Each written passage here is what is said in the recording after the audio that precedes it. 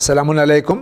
علیکم السلام جناب، میں ایک بات کی طرف توجہ دلانا چاہتا ہوں کہ آج کل بہت سے لوگوں کے گھٹنوں کے درد کے پرابلم رہتے ہیں۔ لوگ نماز اسٹول پر یا کرسی پر بیٹھ کر ادا کرتے ہیں اور جو غلط ہے۔ میں یہ ضروری سمجھتا ہوں کہ اس پروگرام مسائل زندگی میں چاہے تھوڑا ٹائم زیادہ لگ جائے، کسی سے پریکٹیکل کرا کے نماز کا پڑھنے کا طریقہ مختلف پریشانی میں الگ الگ جو پریشانیاں اس میں بتا دیا جائے تاکہ لوگوں کی نماز صحیح ہو سکے، اور اسے 2-3 ایپیسوڈ میں لگاتار اس کی اہمیت کو دکھائیے۔ یہ اس پروگرام مسائل زندگی میں تو نہیں ہو سکتا، لیکن انشاءاللہ آپ کی اس تجویز پہ، آپ کے سجیشن پہ ضرور عمل کرنے کی پوری کوشش کریں گے، اور بہت جلد کسی عالم دین سے جو بھی ہمارے یہاں موجود ہوں گے ان سے گزارش کریں گے کہ اس طرح سے بتا دیں کہ مختلف حالات میں کس طرح سے نماز ادا کی جا سکتی ہے۔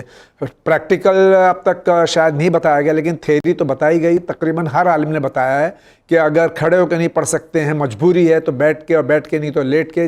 آپ کیا فرماتے ہیں آقا؟ جی، مجھے بھی تجربہ ہے کہ ہمارے یہاں بھی مسجد میں کرسیوں کے اوپر کچھ لوگ گھٹنوں کی وجہ سے مجبور ہیں کرسی کے اوپر بیٹھ کر نماز پڑھنے کے لیے، لیکن اس کی الگ الگ شکلیں ہیں اور ہر آدمی کی بیماری الگ ہے۔ کسی کو کمر کی بیماری ہے، کسی کو گھٹنے کی بیماری ہے، کسی کو گھٹنے سے نیچے کی بیماری ہے۔ تو اگر آپ کھڑے ہو کر الحمد سورہ پڑھ سکتے ہیں تو پھر کرسی پر بیٹھے نہیں رہیں گے، حمد سورہ آپ کو کھڑے ہو کر پڑھنا ہے جی، حالت قیام میں۔ اب کیونکہ آپ رکوع کے بعد سجدے میں نہیں جا سکتے ہیں، گھٹنے کی پریشانی ہے، تو پھر کرسی پہ بیٹھیں گے اور سامنے جو بھی چیز رکھی ہوئی ہے اس کے اوپر سجدہ کریں گے۔ کوئی ایسا ہے جو کھڑا نہیں ہو سکتا ہے، بہت ضعیف ہے یا کوئی بھی مجبوری ہے، تو پھر وہ بیٹھے بیٹھے نماز ادا کرے گا۔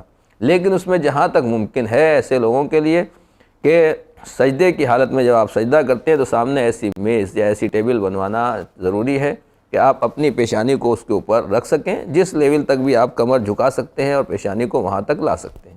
پھر دونوں ہتھیلی اسی میز کے اوپر آپ رکھیں، یہ بھی ٹکنا چاہیے۔